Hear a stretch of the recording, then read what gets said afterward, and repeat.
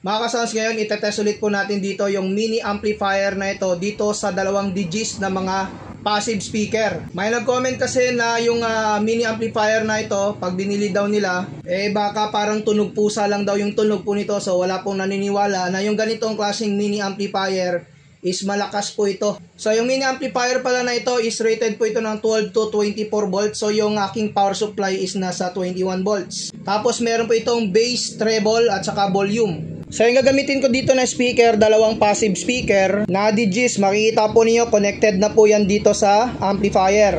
Take note, meron na po itong Bluetooth. So pwede po kayo mag-connect ng player po ninyo through Bluetooth, or kung gusto niyo mag-wired, pwede naman kayo mag-connect po dito papunta dito sa kanyang AUX. So ngayon mag-play tayo ng music po dito. Battle mix lang yung gagamitin ko para hindi tayo makopyright. Take note lang din, hindi po kaya ng amplifier yung speaker na ito. Bali, hinanap ko na lang talaga yung pinaka magandang tunog na mapoprovide ng ganitong klaseng mini amplifier dito sa 2 digits. So play tayo ng music. Ayan. Volume ako dito, connected yan sa Bluetooth Ayan.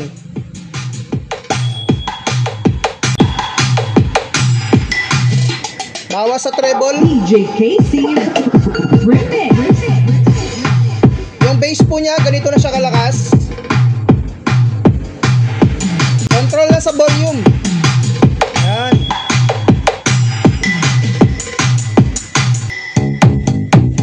Ayan. DJ Casey Remix. Siguro pag 24 volts pa na power yung i-supply po natin dito, mas malakas pa yung ganitong klaseng mini amp. So ito nga yung sound check po natin dito sa mini amplifier na ito. Siguro naman na satisfied po kayo sa tunog po niya. Kung gusto niyo mag-avail ng ganitong klaseng mini amplifier, pakiclick lamang yung ating yellow basket.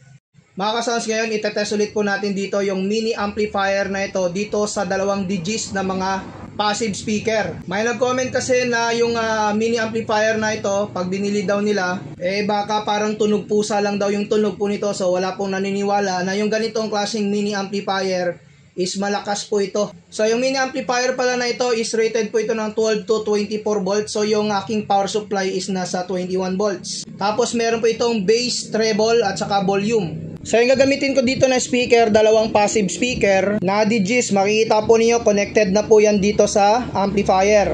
Take note, meron na po itong Bluetooth. So pwede po kayo mag-connect ng player po ninyo through Bluetooth, or kung gusto niyo mag-wired, pwede naman kayo mag-connect po dito papunta dito sa kanyang AUX.